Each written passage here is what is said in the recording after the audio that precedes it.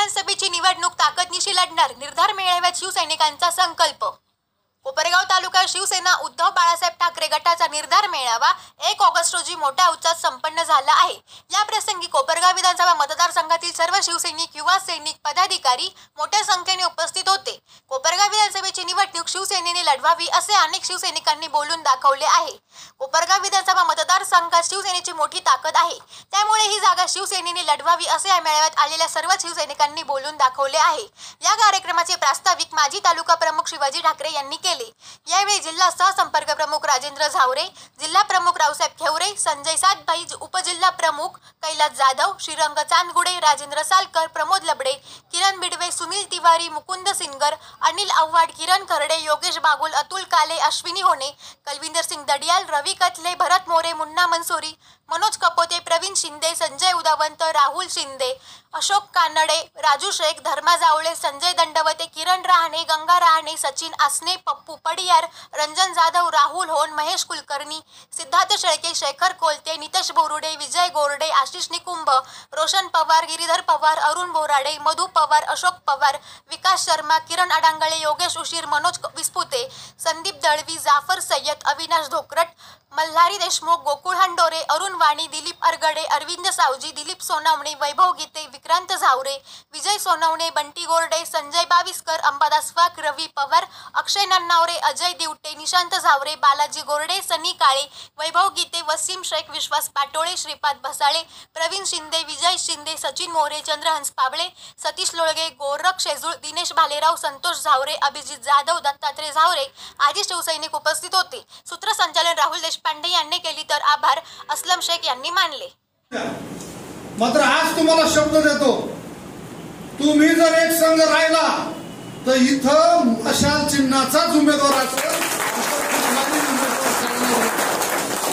कारण सकाळीच मी एका दाव्यात माझी एका आमदार साहेबाशी चर्चा झाली, त्यांनी सांगितलं असं तसं, तर मी म्हणलं कोपरगाव हे शिवसेनेचं होम ग्राउंड आहे आणि मोठ्या प्रमाणावर शिवसेना तिथे आहे, फक्त विखुरलेली ती जमा करायची। तुम्ही सांगितलं की 35,000 मतं या ठिकाणी शिवसेनेचे, मी तुम्हाला सांगतो उभा राहा, 50,000 मतं या ठिकाणी शिवसेनेचे, 15,000 ऑटोमॅटिक तुम्हाला एकत्र आलेलं पाहून मतदान करतील। मग आता वझे तरी किती दिवस होणार, काही करून नाही मशाल सोडून दुसरं काहीच नाही, काही करून आपल्याला ह्या गद्दार मिंढेचं सरकार गाडायचं आणि पुन्हा एकदा उद्धव ठाकरे। त्याच्यासाठी कदाचित साहेबांचा निर्णय, मला तरी वाटलं की तुम्ही सगळे एक संघ असल्यावर, आणि ज्या दृष्टीने आता लोकसभेची निवडणूक तुम्ही पाहिली, तुम्हाला निवडणूक अगोदर प्रवेश या बाकीच्या भानगडी करताना तुम्हाला स्वप्नात तरी वाटलं होतं का भाऊसाहेब वागचौरे पुन्हा येऊन खासदार होतील, पण झाले ना। आता ते आपल्या बरोबर आहे, आले ना, खासदार झाले, आता भाऊसाहेब वागचौरे पुन्हा येऊन होऊ शकतात, तर मग आपल्यातलेच राज झावरे का नाही होऊ शकत।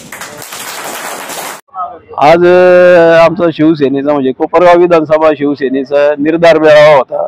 निर्धार मेळावा यासाठी का आम्ही सर्व शिवसैनिकांनी एकमुखाने निर्धार केलेला आहे, ही जी विधानसभेची जागा आहे ती शिवसेनेलाच मिळाली पाहिजे, म्हणजे उद्धव बाळासाहेब ठाकरे शिवसेनेला, आणि मशाल चिन्हावर जो कोणी उमेदवार राहील त्या उमेदवाराला मशाल चिन्हावरच उभं करायचं, आणि शिवसेना सगळे शिवसैनिक मिळून त्यांना निवडून आणणार हे सगळ्यांनी ठामपणे सांगितलेलं आहे। आणि दुसरी अशी भावना आहे, आतापर्यंत बाहेरच्या उमेदवाराला आपण फक्त आर्थिक ताकद असल्यामुळे बाहेरचे उमेदवार आपण घेतले, आयात केले, परंतु त्याचा संघटना पक्षाला काही उपयोग झाला नाही, उलट ते निवडून आले आणि पक्ष संपवण्याचंच काम केलं सगळ्यांनी।